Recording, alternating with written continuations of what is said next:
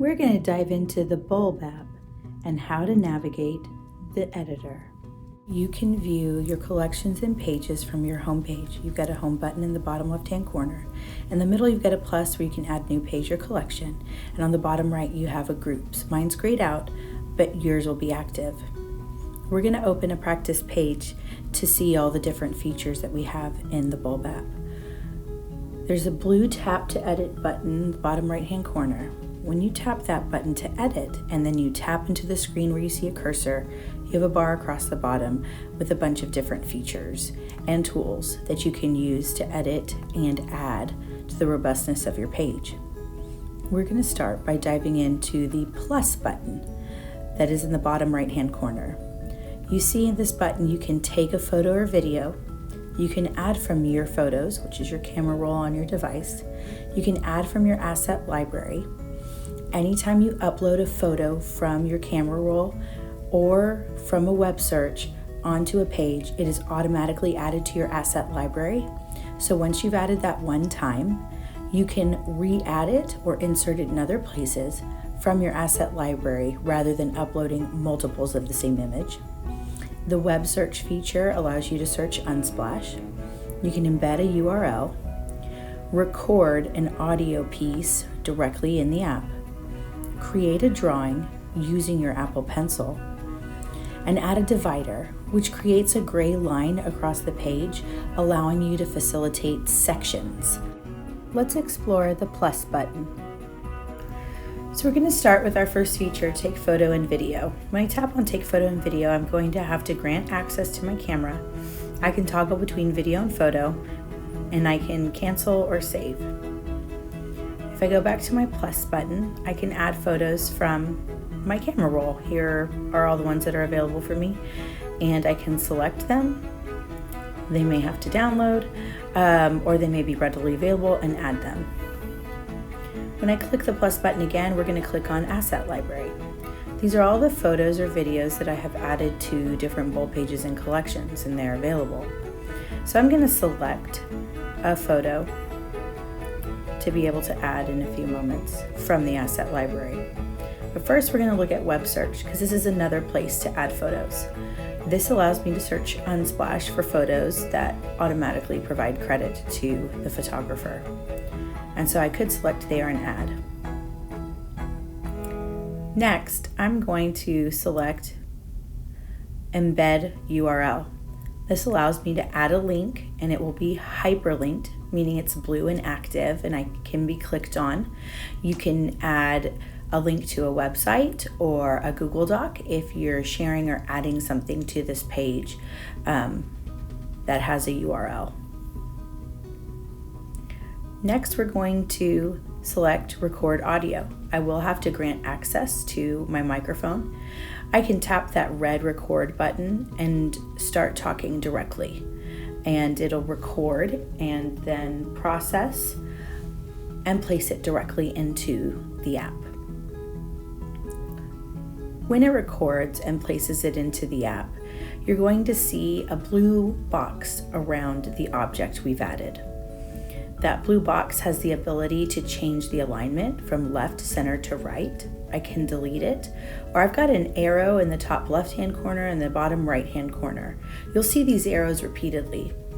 These arrows allowed you to place your cursor directly above the object or directly below the object.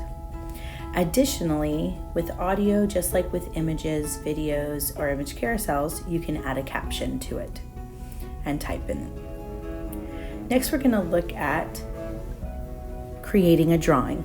When you tap Create a Drawing, you can use your Apple Pencil to draw, you can add images, and you can also tap the Record Screen button at the top.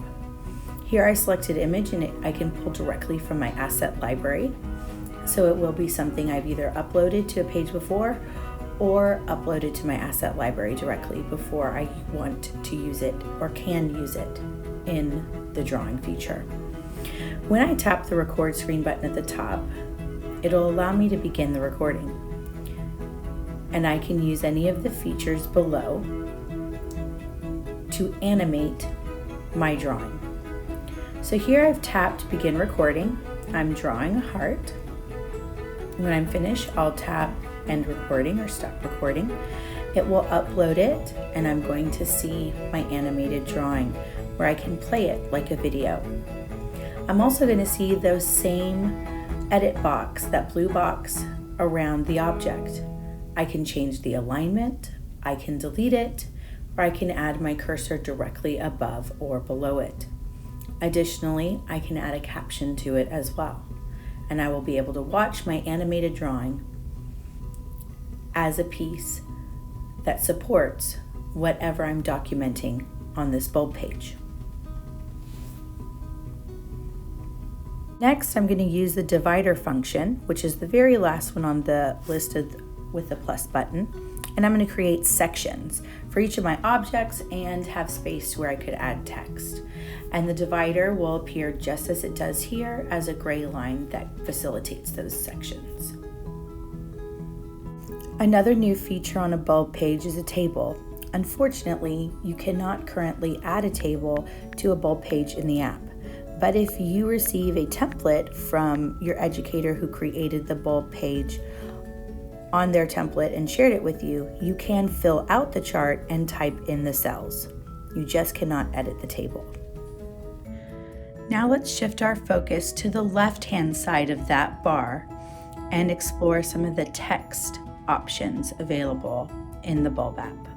So looking at the left-hand side of the bar, you'll see that there's a hyperlink button.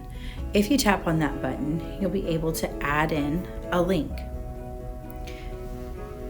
The next feature you'll see is a block quote. If you tap that, it'll create a space to put in a direct quote from someone or from a passage or a book. You can change alignment from left, center to right. And then when you add text into the space, you'll have a myriad of options to edit and format that text. You can underline it, you can italicize it, you can make it bold. And you'll notice the letter A with an additional arrow. When you tap on that, you're going to see new options appear, and you'll be toggling between those. So first is a black box, and when you tap on that black box, you'll see a myriad of colors that are available to you. We're going to choose the pink. When you tap on the name of the font, you'll see you have 5 different fonts to choose between. The small a to the larger A allows you to make the text small, medium, or large. Additionally, you can add a numbered list, a bulleted list, and change indentation of the text. Want to learn more? Reach out to your DLC.